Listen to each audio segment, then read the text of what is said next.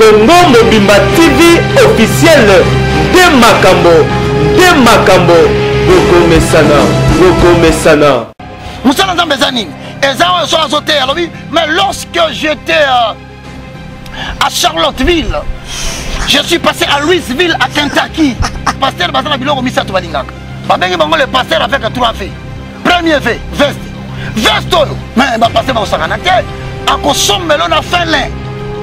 Deuxième V, voiture. Faut passer dans la voiture, mon camounene. Donc, on va dans la voiture, tu vas passer ensemble. Maramine. Troisième V, pasteur qui va dans la villa. Villa, on va limiter. Gomme, ma campagne. Tout soit ici. Il y a là où l'esprit et la parole s'accordent. Jésus-Christ est Seigneur. Il faut que tu annonces d'abord la parole. Si cette parole est attestée par le Saint-Esprit, et le peuple dit Hosanna, et le peuple dit Amen. Mais yo makamozolo ba. Banuku na zaku ya bisabino ko. Muloyo mabote zaku pa mwama. Loba amen. Papa, batuma loba amen. Ba surveillant. Les gens qui surveillent la doctrine. Les gens qui veillent à ce que Moutoumora côté ivreté la katia bonne sémence. Bato ba veille à ce que le vu ou le vent est contre la katia peinté. Donc biso toza tozotala. On n'est pas le meilleur. Mais on a reçu mandat de la part de Dieu de pouvoir restaurer les valeurs spirituelles inversées et de préparer l'église, épouse du Christ, à la rencontre de l'époux.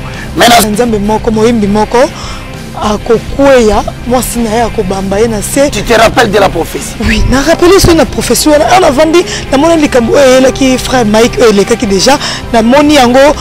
Na yoki les choses bien to solo qui n'a papa Roger ayo mo likambo lobby après ba moi ba mbula ekokisami to bakana nini et ça la 5 malédictions qui engendrent chaque déviation qui pousse Dieu à laisser un peuple dans la malédiction, qui pousse Dieu à laisser un serviteur de Dieu dans la malédiction. On va se reprocher avant de sauter qu'on le met la montre toi tellement la TV to pèse sa prophétie que Zambazo n'a milliers moyens bimoko. Quand on les disait, lui la personne, il savait de quoi Dieu était en train de parler. C'est que nous avons là qui avant. Baraka Moukishu, j'espère que vous vous rappelez. Avec 7 jours dans la RTP, à son film nommément, lui croyait insulter le moindre de tous, le plus petit de tous les hommes de Dieu.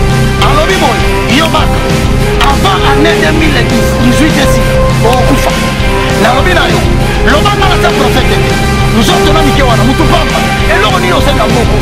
Tout le monde va faire. C'est de Martiaux. Le président Bengi va pas nous ressembler là. Avec côté va troubler, va parler, va bongo.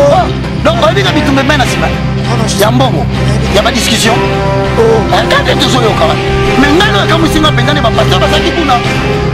Pendant que le président a fait le discours, il y a 2 Chroniques chapitre 7, verset 14. Parle de Makiwala, mon maçon, il a émission. Quand on a mis ça, tout le monde va ici, quand on a un maçon. Partez la liberté, réveil spirituel. Pasteur Wallis. Ma belle pasteur, bonjour. Pasteur, je vous salue. Quand ma belle père, c'est l'histoire de ma molécule. Pasteur Tamaye, abi makambo kondalobi. Na oki posala soye minu. Na oki posala ni bambala madele. Sur la tunime. Pasteur, ma belle Anthony Bosso, pour déposer une parole et nous racler de l'éternel. Ainsi dit l'éternel. Parce que Dieu court derrière la parole de ses serviteurs pour les exécuter autant convenable. Bon, et ça peut être fou, hein? Choc, à Bungisi Malou. Babengi pasteur Yabandal, ACK. Nani? Ok. L'homme de Dieu, Shalom, quand vous suivez l'émission, et ça raconte une histoire, et ça raconte une histoire.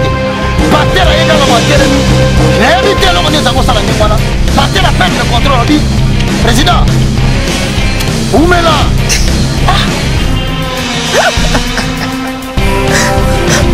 Parce que moi, je vais bloquer ça. Je vais nous soumettre. Ouais, bandage. Bakaya. Pasteur Nani. Godé. Côté Mbou. Mais respect. Président de l'Assemblée provinciale. On n'a pas mouradu. Bengue troisième.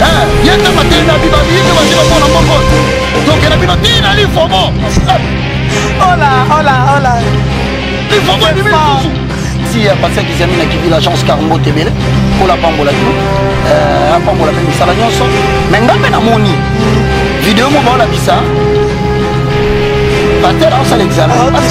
parce que je crois que ça la cycle mon quoi. Excusez-moi. Il y a avocat. Ça la cycle mon quoi là. Bon alors la carte ça l'examen. Attends, on a fait un examen. Moi j'ai dit ce que je veux.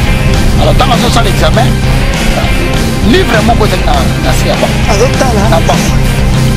Bon, attends que tu as là. C'est que certainement, les gens makambo ko tala ki wana yango akomaji. Solo makambo les ala nini biso to ebike pe yango na obi pesa makambo tala ki yango wana. Omoni yango na ndako kuma. C'est normal. Soza makambo wana eza tout à fait normal parce que basenga ki code. Bon, eza na makambo mususu pe façon zo tala la cahier, façon zo tala la livre, c'est comme si on banga boto azoya. Pour biso on a l'université de Tangaki. Je vous dis la vérité, moi j'ai fait l'économie à l'université de Kinshasa. Je dois dire la vérité. Maintenant vous êtes à la place maintenant. Maman et Balobi Congo Mobimba TV officiel. Congo Mobimba TV officiel. Balobi to poka moboka monte côté to kena mbonda toye. Congo Mobimba TV officiel avec votre Neymar de la presse congolaise. Numéro 10. Et voilà, merci beaucoup mes fidèles internautes. Je suis très contente et très ravie d'être là auprès de vous pour vous servir dans notre site www.congo-mobimba-tv-officiel.com avec votre Neymar congolaise numéro 10. J'en profite pour dire merci à toutes les abonnés des Congo Mobimba Télévision. Je dis merci à toi, Nelo Itela, Nordi, derrière la caméra. Et merci à tous les internautes qui nous suivent de partout. Je vous aime beaucoup, je vous aime vraiment beaucoup. Aujourd'hui, je suis très contente de recevoir l'homme dédié, l'évangéliste Roger Baka. Sa femme boutonne, il y a un mec qui est sauté, sa femme boutonne à mon écala aux États-Unis, aux États-Unis. Ma maman m'a bien entendu. Il y a mon Roger Baka. Oh, il y a un mec qui est sauté dans la vie. Ah, Lélo n'a kangi la vie. Non, Lélo il faut la évangéliste. Ah, matin qui t'a Lélo n'a kangi qu'à Venise. Papa Roger, bonjour. Bonjour maman Tania, m'avait dit. Kola Pambolayo. Ah, papa Roger, ça fait longtemps. Ça fait vraiment longtemps et je tiens quand même aussi à profiter pour encore présenter ma excuse. Au maman Tania m'avait dit. Oui, c'est vrai qu'on a eu des rendez-vous ratés. Et tout simplement parce que tout ça qui est préparé sur Koyo, tout passer dans la deuxième étape, il y a la restauration des valeurs spirituelles dans le monde. Au moment où on dénoncé en Congo, et ça, ce sont les mêmes choses, les mêmes pratiques, le même faux pasteur en accord avec le livre des psaumes au chapitre 11, le verset 3. Quand les fondements sont renversés, le juste, que fera-t-il? Donc, fondement, ils ont renversé dans Kinshasa et dans Congo. Même en Europe, ce sont le même vent. Ils ont soufflé en Amérique, j'ai trouvé le même vent. Il y a des faux prophètes, ils ont soufflé des faux docteurs. Si on a dit non, mais si tu continues à travailler comme Kanamboka, tu risques de perdre la poto parce que les gens ressemblent là. L'église, à cause il y a des antivaleurs, il y a des comportements déconcertants, il y a des faux pasteurs, et bien bien que ils sur internet, mais c'est quand même important. Université de la foi chrétienne et que nos coûts on fléchir devant Baal pour qu'ensemble pour maintenir le vent, il y a restauration, il y a valeur spirituelle inversée. Donc on appelle sur merci mingi et Nazar sur parce que le tobandé les sous. Donc Nazar. Papa Roger à la Congo Mobimba Télévision, soyez le bienvenu. Congo Mobimba Télévision, je vous salue et n'a répété bino que biso tous travailler pour la restauration des valeurs spirituelles inversées. Et donc, nous devons combattre les antivaleurs, nous sommes en église, nous devons identifier les ivrés. Alors, maintenant, nous sommes très attentifs à ce site. Pourquoi? Parce que nous avons un site qui accompagné ça, il faut le dire, sans eux, c'est difficile de faire parvenir le message. Voilà pourquoi je vous remercie. À tout moment que vous avez un lien, vous le partagez à d'autres. Pour faire découvrir qu'il y a encore 7000 qui n'ont pas fléchi devant Baal. Donc à travers l'émission Oyo, la maman Tania, net pour permettre à Kabiso d'atteindre la zone où sont dans ton quotidien. Donc que Dieu vous bénisse. Merci beaucoup. Évangéliste Roger Baka, États-Unis et les Kindengenine. Bon, nous rendons grâce à Dieu, nous disons un grand merci. Nous commençons par remercier le pasteur Yolo Dikanda. Hier, tu as intervenir en Illinois. Tu as Champagne.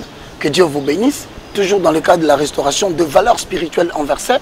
Donc, il y a Kentucky, par Dr Miller, Nzambe Apambolayo.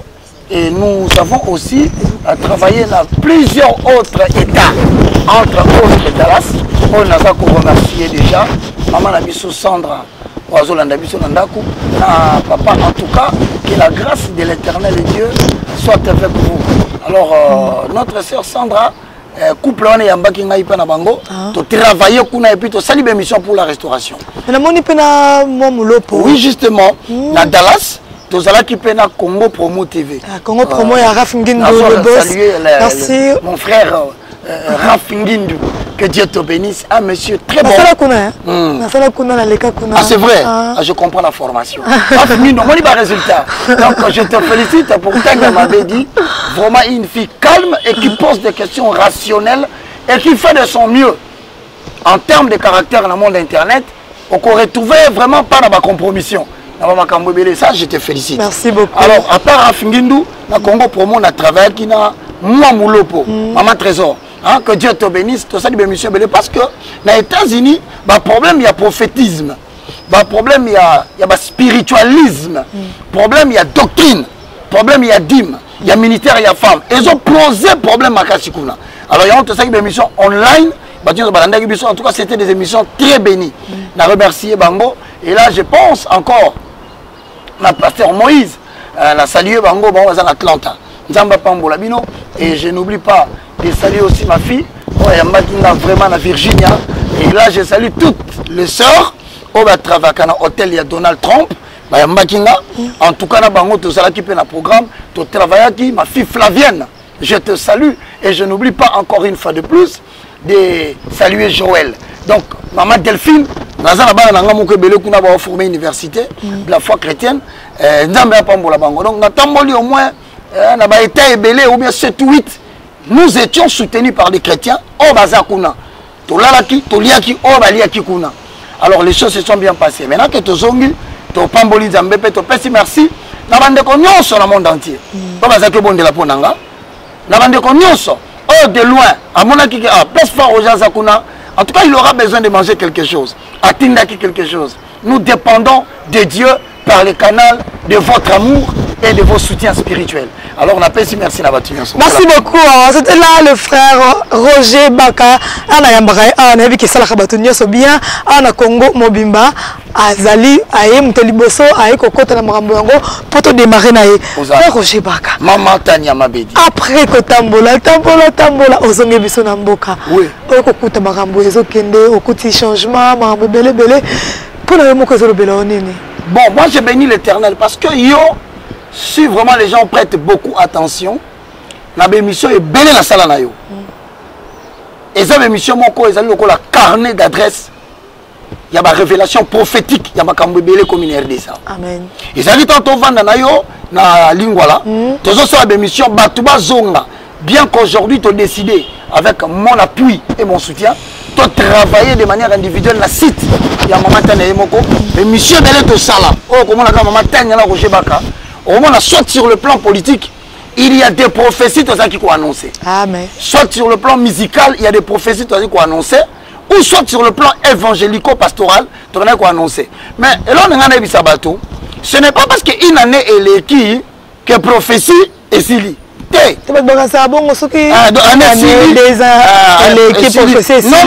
Il y a des prophéties qui ont été dites qui jusqu'à présent ne sont pas. Alors, tu dois courir vers l'accomplissement.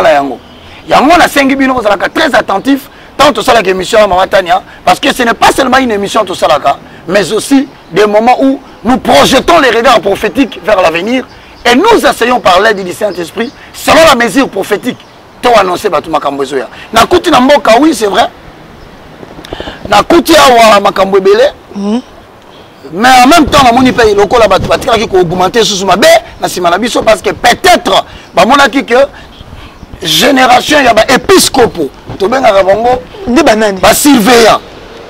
les gens qui surveillent la doctrine, les gens qui veillent à ce que Moutoumora quand ivreté na katia bonne semence. Bato ba veille à ce que levure ou le vin est quand la katia peinté. Donc on n'est pas le meilleur, mais on a reçu mandat de la part de Dieu de pouvoir restaurer les valeurs spirituelles inversées et de préparer l'église épouse du Christ à la rencontre de l'époux. Mais dans mon côté, na répéter que tout ça est belé en Europe, est belé en Afrique. Toujours travailler sur le babimité. Mais ce que tu vas en gestation. Donc, tu seras en Bango. Non, moi, dans Zagaboy, ils sont en Amérique, ils sont en Europe, ils sont en Afrique, même en Afrique, même dans la province.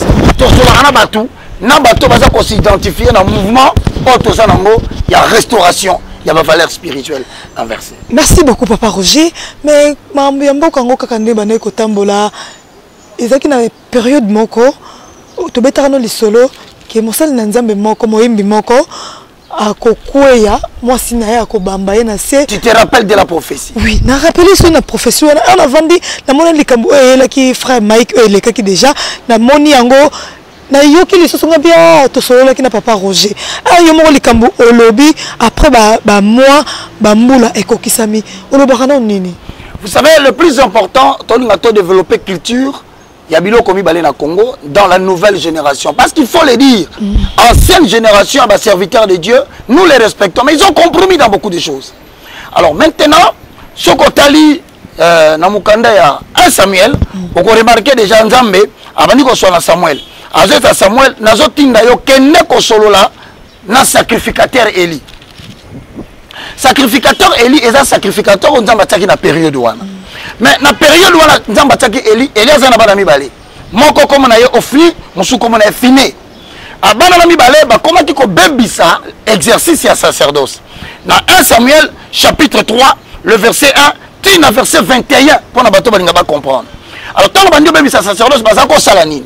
Voici les quelques fautes graves. Il y a les bons bazako exercer ma fonction ba juge. Donc bazo forcer jugement. Ce mouté na likambu on a raison à payer tort.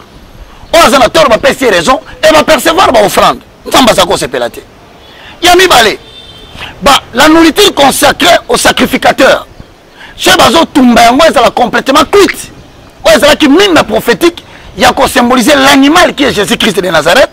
Cuit au feu et la qui est morte et à souffrance jusqu'à ce qu'on atteigne le 3e jour à ressusciter. Bango Bazo kamata la fourchette à 3 dents. Quand ici, Moussoulina n'est qu'à quitter. Et c'est là qu'il y a déjà une infraction grave parce qu'ils ont remettre en cause la mort, la crucifixion et la résurrection de Jésus-Christ. Zamba Sali, papa n'a pas de reproche à l'obité. Yamisa tout bazo kamatabana basi. Nabana mibali. Bazo bima bango kati ya tempelo. La prostitution sacrée. Balobi na papa yo kité. Nzamba yako kamata Samuel. Alobi na Samuel boyena 1 Samuel chapitre 3. L'Éternel Dieu dit à Samuel le verset 11. Voici je vais faire en Israël une chose qui étourdira les oreilles de quiconque l'entendra. En ces jours, j'accomplirai sur Élie tout ce que je prononçais contre sa maison. Je commencerai et j'achèverai. 13. Je lui ai déclaré que je vais punir sa maison à perpétuité à cause du crime dont il a connaissance et par lequel ses fils se sont rendus méprisables sans qu'il les ait reprimés. Nous avons dit comme ça Élie. Et il y a 5 malédictions qui engendrent 5 déviations qui poussent Dieu à laisser un peuple dans la malédiction. Qui poussent Dieu à laisser un serviteur de Dieu dans la malédiction. 5 déviations qui poussent Dieu à abandonner une nation et sous l'emprise du monde des ténèbres. Parmi lesquelles, l'indulgence parentale. Indulgence parentale, et ça que Ngaï, pasteur, Namoni Mama Tania, Nabi, oh, mais Mama Tania, Tozo Tamboula, pendant qu'on a ça, les Cambo et Zamabe, n'a pas reproché au thé. Or, n'a pas dit que les Cambo et Zamabe. Le quoi, tu as mis à Bayembilero à Kinshasa, Bazana camarade, mais qui bazo profaner les sacrés de Dieu. Na mutarabi sa muninga azate. Ba pasteur bazo contempler prostitution sacrée. Mutarabi sa yé azate.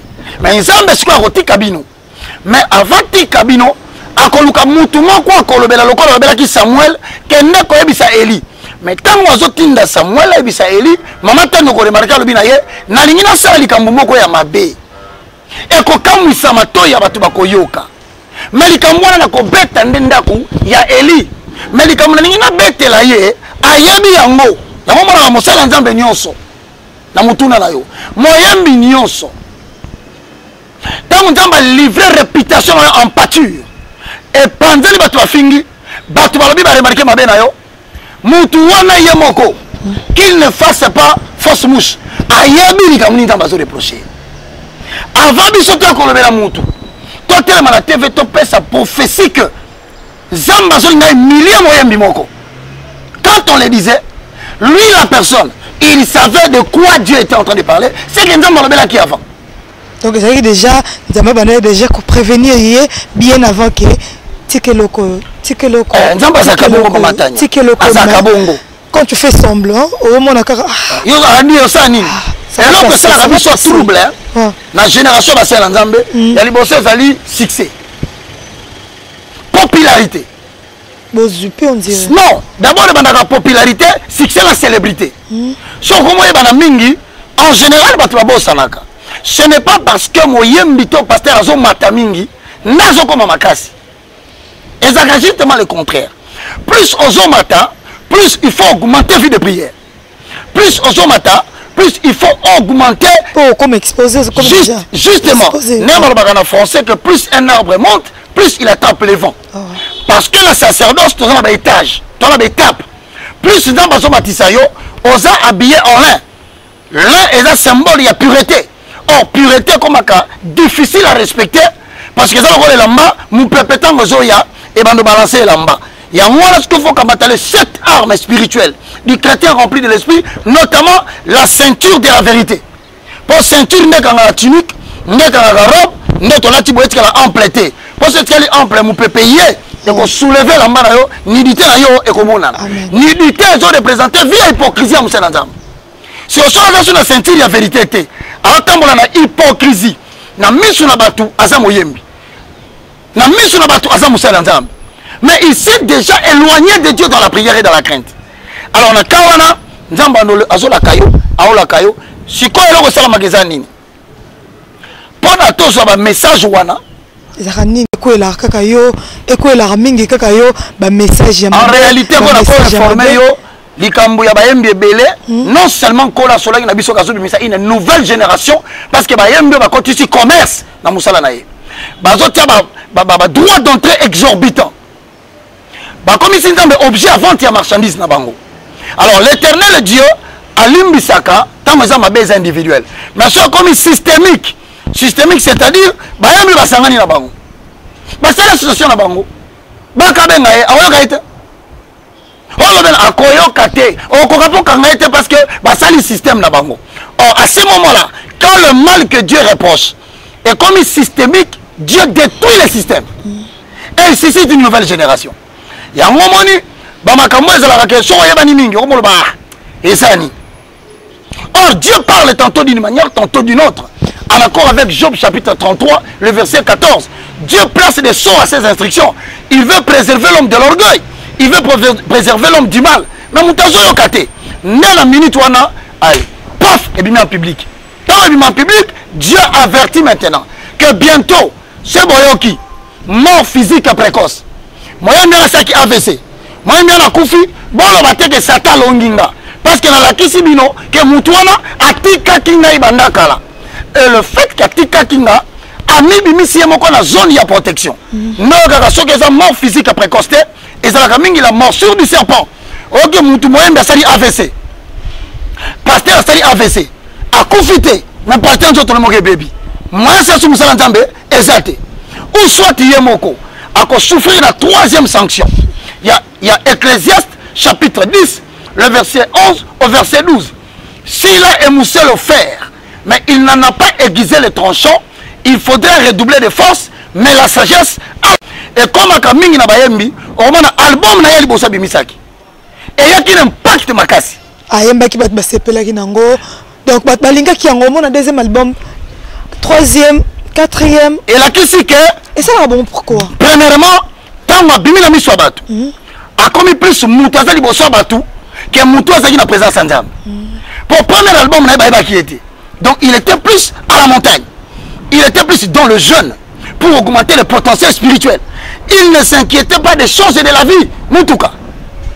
Monde. Ami pesa mingi na mama Nzambe. Siko lokolo koti na monde wana. Bible lobby, à vous qui êtes debout, prenez garde de ne pas tomber. C'est-à-dire, on y a qui à côté les mains. Mais au fur et à mesure que Nzambe azo bimisho na miso abatu, au bon sens des exigences fondamentales. Et là on est parti barawana. Manque de vie de prière. Et qui dit. Au moment où la répétition et qu'on remplace prière. Or, répétition qu'on remplace prière. La prière, la Bible dit, je vous avais dit que ma maison est une maison de prière. Tout homme de Dieu, quel que soit le niveau que Dieu l'amène, Azamoutoumoko fasse la carte à vie de prière, peu importe les ouvertures que Dieu lui donne. Et qui t'a gassé parce que, on commence ça trop de temps, dans ma camonde, mais fallait saler là. Yo, moko siko sale makamona yo moko. Au moment où on est pour voyager, il faut le relation bien à poto. Au moment où on est pour mettre un concert, il faut le producteur. Or, toi, tant bayaka. Tant bayaka yo ebanakate. Sur les amis pour la théologie. Pour le moment où on est à côté théologie. Mais sur les amis pour la théologie. Mais là, il y a moyen ebanakite. Pour le kiote. Obimi nzambe na bimisio. Mais comme il t'a obimi, on commence à une stratégie humaine pour maintenir l'onction de Dieu. C'est là où on va nous comme c'est comme ça que qu'on la permet à Kibiso, Tokota na Promission de toujours tout service devant les hommes doit être précédé d'un service devant Dieu.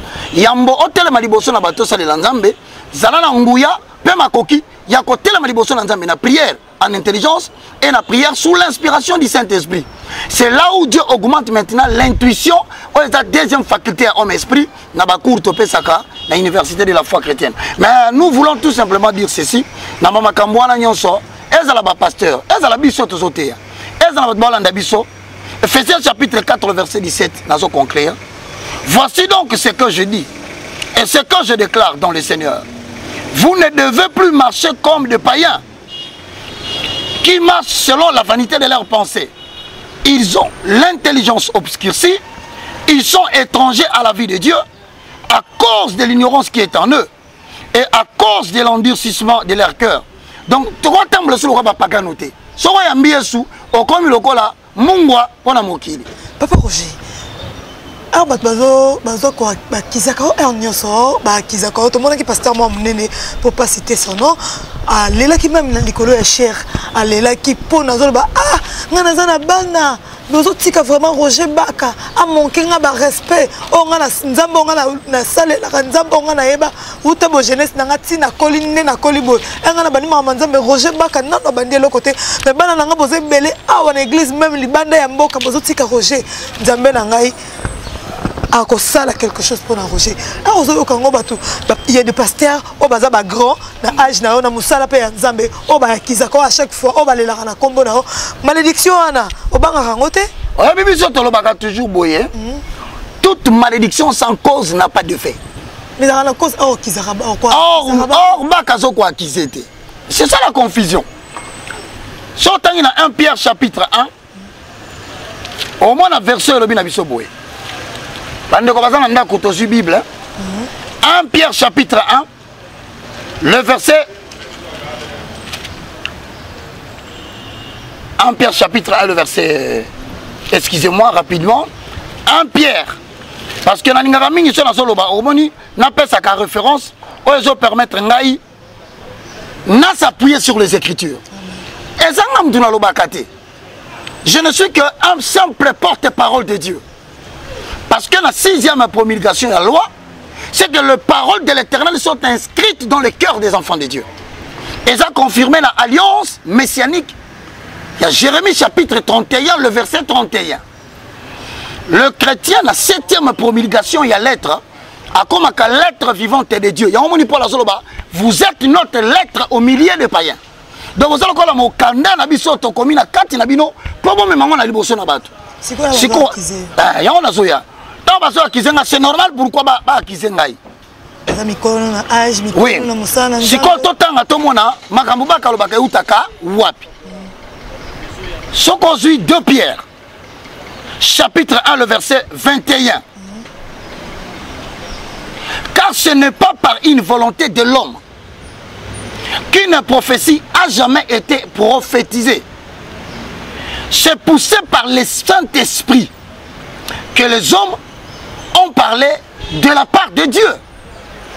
Dans le prophétie, mon côté, comme la Tanya, la Ecclésia, l'église corps de Christ, la Batunakati Namboka, et bimaka mokano ya mama Tanya te bozomo na mama Tanya me batindi kami na molimo nde batu basakolaki na place ya Nzambe siko soko silisi wana okomona sikoyo na acte des apôtres Paul tangazo komela batu sur ce qui concerne le mouvement du vent de Dieu, le mouvement du Saint-Esprit. Alobi na acte chapitre 2 le verset 2 à 4, tout à coup il vient du ciel un bruit, comme celui d'un vent impétueux, et il remplit toute la maison où ils étaient assis. De langues semblables à des langues de feu leur apparurent séparées les unes les autres, et se posèrent sur chacun d'eux. Ils furent tous remplis de la puissance du Saint-Esprit, et se mirent à parler en de nouvelles langues, selon que l'Esprit leur donnait de s'exprimer. Wana kuna toma pour la solobake. Ba ye kolinyo so 12 tango molimo mosanto kitaki elati bango ndeba bandi koloba ezala kitana tomboke la Paul na kotomboke la Pierre yanini parce que c'est le travail de l'esprit. Oyena acte chapitre 1 le verset 6. Alors les apôtres réunis lui demandèrent: Seigneur, est-ce en ces temps-là que tu rétabliras le royaume d'Israël? Il leur répondit: ce n'est pas à vous de connaître les temps ni l'heure, car le Père a fixé ces choses de son propre autorité. Donc mon temps ça la retoloba makambo et Zanzambe yomoko na propre autorité nae. Bakazaka lokola un simple précurseur, un homme qui vient avant mais qui prépare l'entrée d'une nouvelle génération au Bazouya. Mais quant aux prophéties, pasteur Aléli, na koumi Zanzambe oki alobi lisusu. C'est pas habillé pour tiki on dit tikaki. Non non non, c'est parce que batu nyonso mutalibosa bandaki baraka mugisho. J'espère que vous se rappelez. Aleki 7 jours na RTP. Azofinganga nommément. Lui croyait insulter le moindre de tous, le plus petit de tous les hommes de Dieu. Alobi boy, Yobaka, avant année 2018 ici là, au Koufa. Nalobi na yo, lobanga na sa prophète était. Nous autres na mike wana mutupamba. Et là on y aussi na mboko yo. Tout le monde m'appelait, j'ai gardé silence. Toketo lukelo ngina Nzambe au même titre que Bation sonné balobaki. Mais tout n'a nini. Zamba zola biso na ngomba ke baka esa mutafingite. Zonga la télévision répondre yé. Lobela bango en accord avec Ézéchiel chapitre 34. Le verset 8. Je suis vivant, dit le Seigneur, parce que mes brebis sont au pillage et qui sont devenus la proie de toutes les bêtes des champs, faute de pasteurs. Parce que mes bergers ne prennent plus aucun souci de mes brebis. Maman, va consulter. Ba pasteur tambola na Europe mubimba, kene na Amérique bato ba baye ko sambela pona nini. Il n'y a que l'argent. Argent, bo pesa mbongo. Et yoka ba thématique ya ba pasteur Europe, ba pasteur Amérique na ya Congo. Nzamba ko pambola yo. Ane ozobanda okokutana na double portion à bénédiction. Nzamba ko élever yo. Akopeso bozui. Ya. Matthieu 28 et 18 lobby. Faites de toutes les nations d'abord mes disciples, en les enseignant à observer et à mettre en pratique les paroles que je vous ai données. Mais Batubatiki, enseignement, il y a crainte de Dieu. Qu'est-ce que évangéliste Baka, il a besoin d'un comme l'élo, au voyage, au Kemikili, à Poto, au Zongi, où il a besoin de monter maintenant. To Zongi Sikoyo. Bible lobi na bisoboye. Na Matthieu, au chapitre 6. Le verset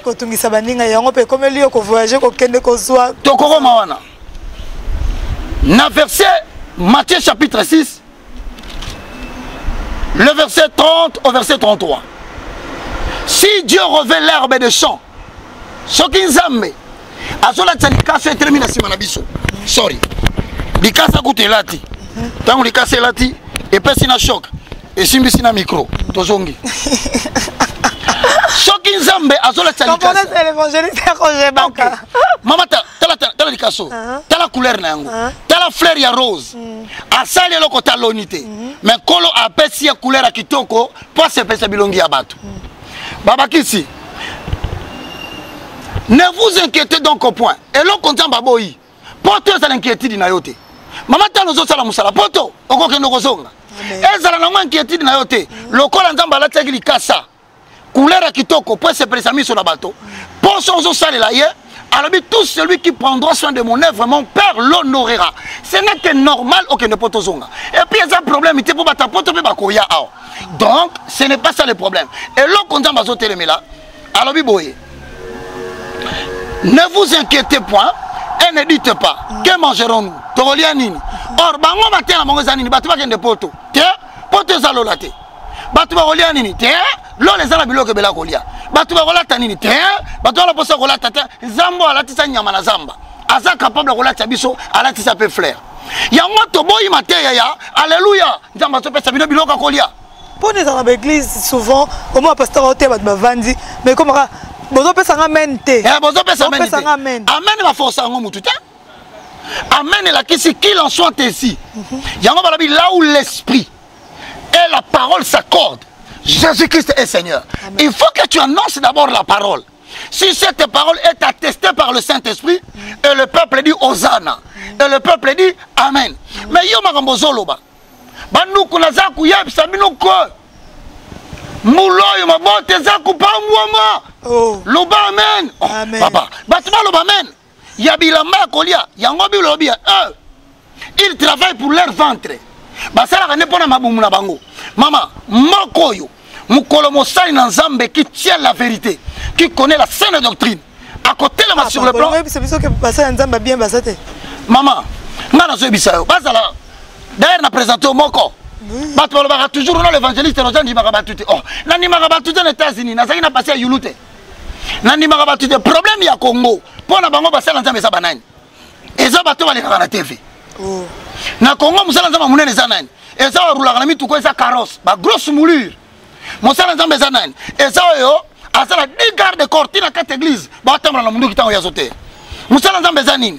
Et ça, on a azoté. Mais lorsque j'étais à Charlottesville, je suis passé à Louisville, à Kentucky. Voilà,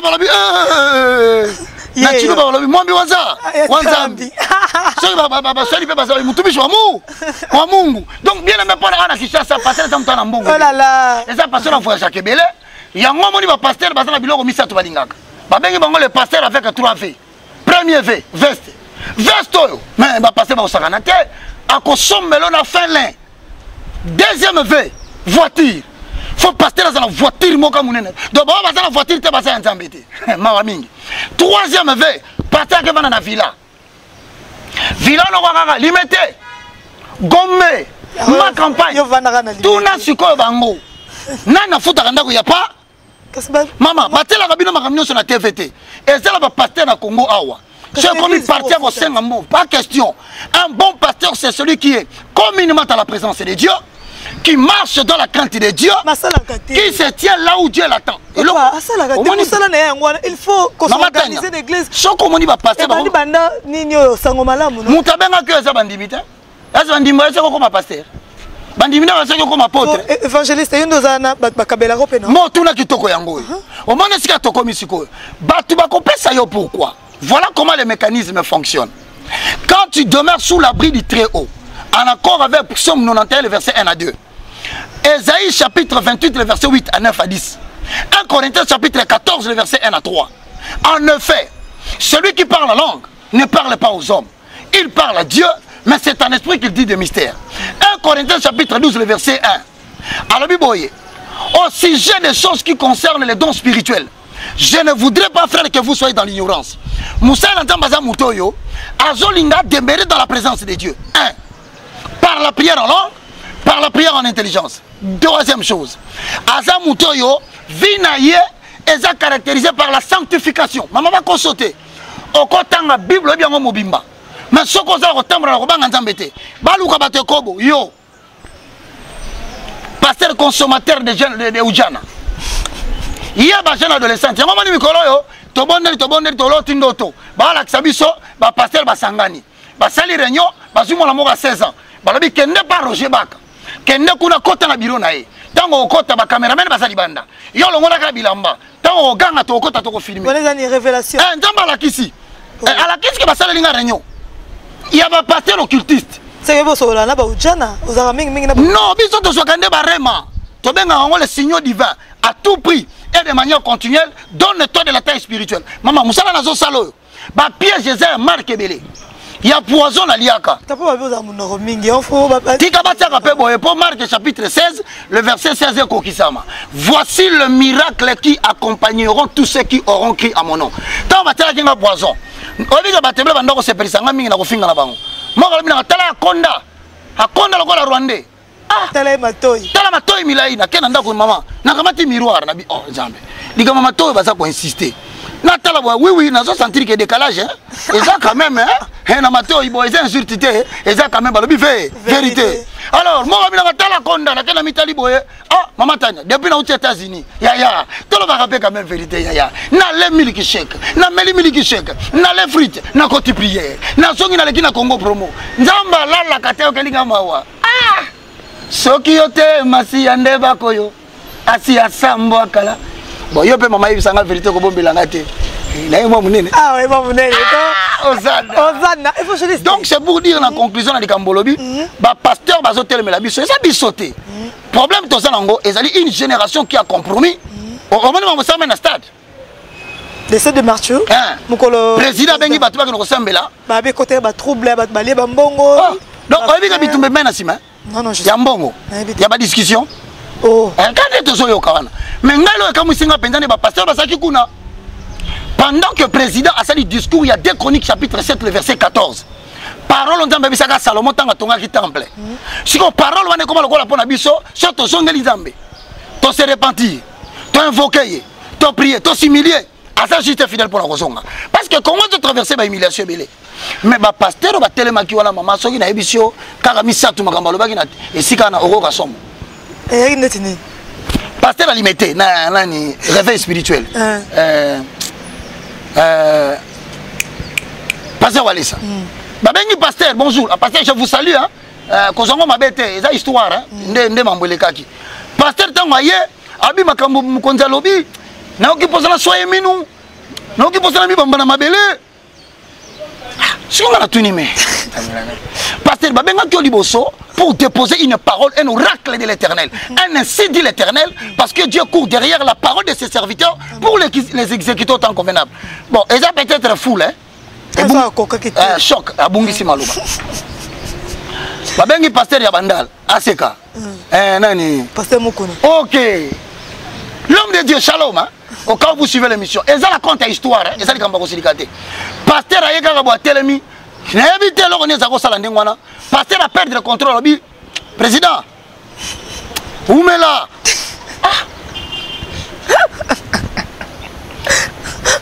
Bah moi pas bloqué ça te. Bah ben nous sommes. Bah c'est pasteur. Ouais bandal na bakayao.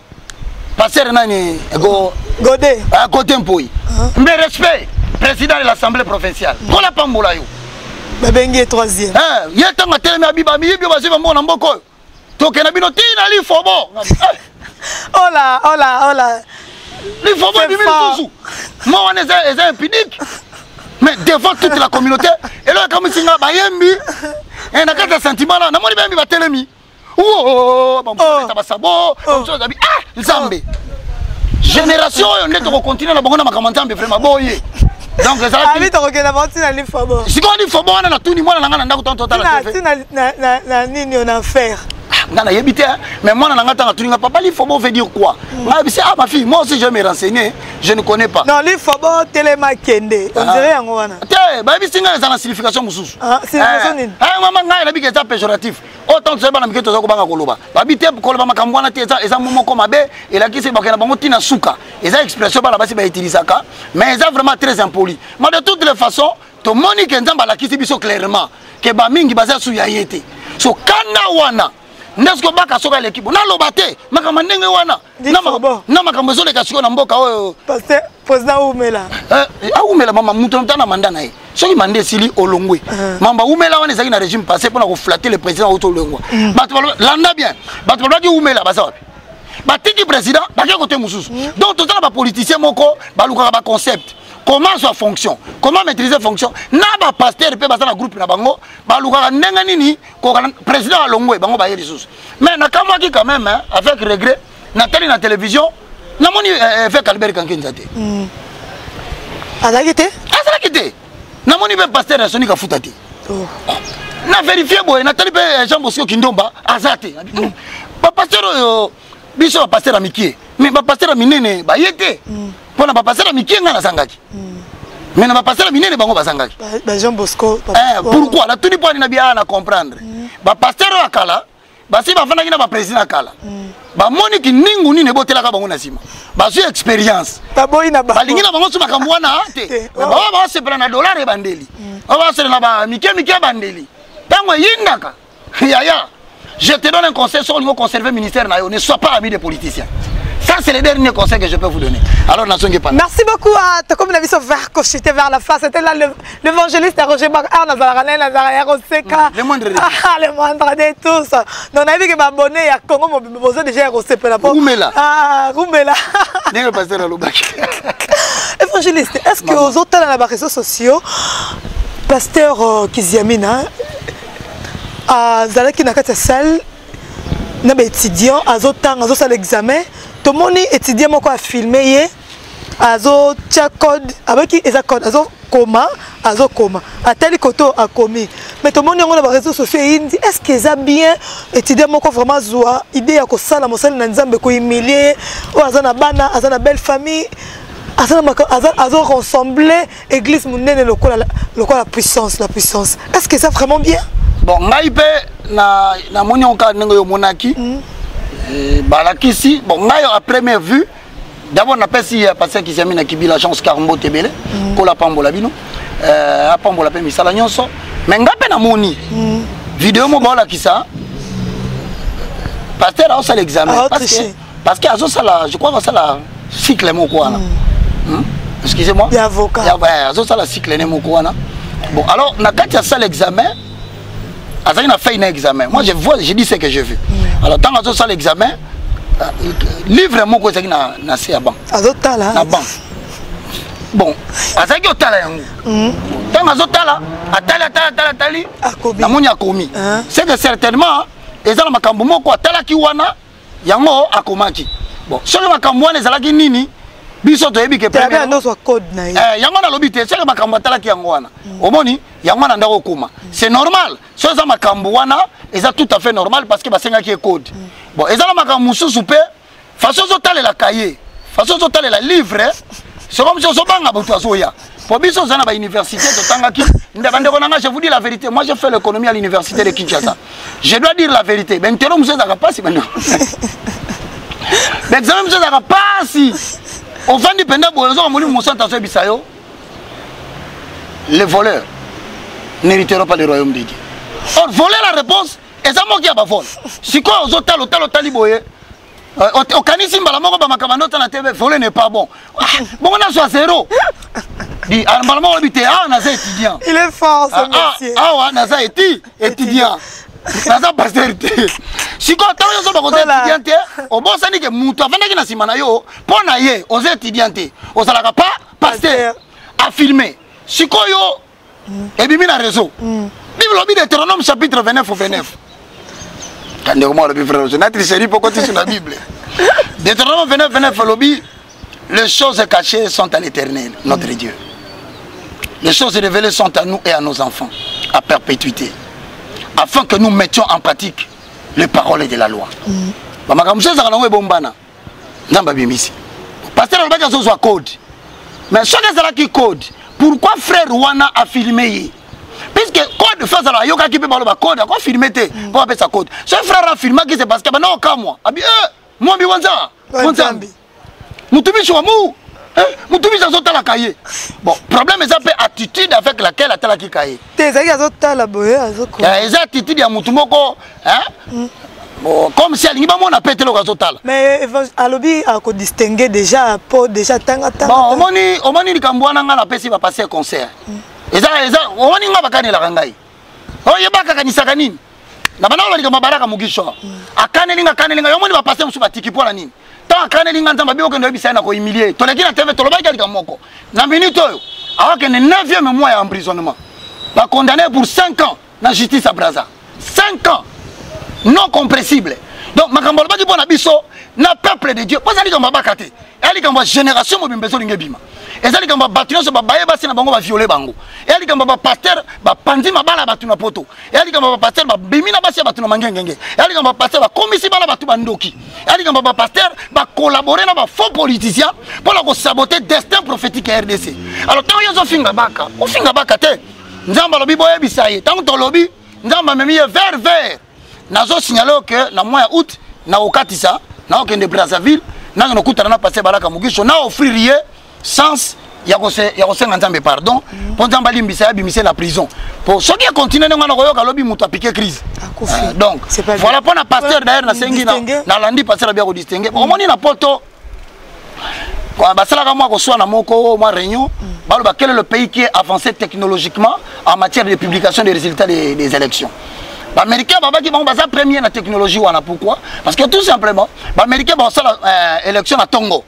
Au plus tard 18 heures, résultat bien. Donc, ça vraiment une technologie avancée. Donc, ils vont gagner pendant la journée. Bon, Europe peut pas développer à défaut de la journée le lendemain. Europe, le bino biso toi deuxième. Tu publies ça. Tiens, les Africains vont le bino salaire. Ceux qui prennent les Amériques. Deuxième Europe, biso 3-0. Donc biso n'est pas de la publication des résultats. Parce que en Afrique, avant même de publier les résultats président, assez yebani déjà. Alors bien battu déjà bon pour sa conférence de presse. Ngande na la président. Bon, c'est à ce titre là que passer par le bic a distingué parce que a eu les résultats déjà avant de libération. C'est la technologie avancée, a eu déjà. Donc en même temps, Nathalie va passer c'est bon, ngaza problème na mututé. Na so ana problème na passer de mon côté. Bino mo bozo mona, tamba okane la baka, place ba résultats zo bimela. Quand on va la baka mabe place ba résultat zo bimela et comme il na point que ono ba ko so mutumo ba pese mundu ki beta baka massage donc to loti ba noto tel mebele mais biso to bangelo côté parce que ce qui est entre les mains de l'Éternel nul ne peut l'arracher. Amen. Si qu'on a soukisi na lobi j'aurais voulu pasteur à s'expliquer. Nenga s'expliquer wana te zaki code tout ça mara mususu yoka ngokaka biso batu toleka na télévision za pena batu musu balinga biso te aini opelo ko sali ezate donc neto tambla boye moindre ko soit na filmer qui ba journaliste ça ne sert à rien il fallait pas c'est pas bien na ndenga munene na mutu apesa ki conseil wana je dis que tu as mal conseillé le pasteur tu as zaki ponje zaki pembe non eza bato ba ça rempli de l'esprit de l'Éternel était il y a des fois il faut garder silence ngayo ebi na télévision ba finganga finga silisi. Mais comme je sais que ce n'est pas vrai, c'est Dieu qui va me justifier. Alors pourquoi dans ces pénalités qui s'excuse, hein, s'accuse. Et ça l'a mis bien alors on a exhorté. De quoi publier bon, je crois que la technologie avancée. Il va poursuivre déjà jeunes garçons. Jeune garçon, maman. Et on a un problème mususu. On m'a dit wana. Ceux qui va poursuivre les jeunes garçons wana. On est même université. Okoyoka lobby ba kobimisa bana pasteur. Chaque balandi garçon va menacer, bato baza c'est pas le garçon a filmé, mais qui a publié?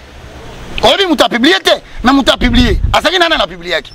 Bato basaki ba partager, basaki combien? Bato ba komisi bisongo te le bazako combien? Bato ba te ba commentaire bazako calculer nombre bato wana moko ayibi vérité no mususu. Il y a peut-être moi na moko bota libanda. Il y a peut-être ya fimo osakane kala.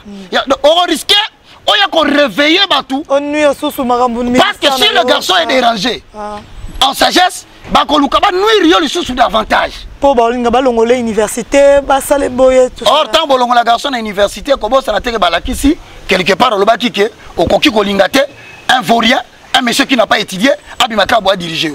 Et au combat politique.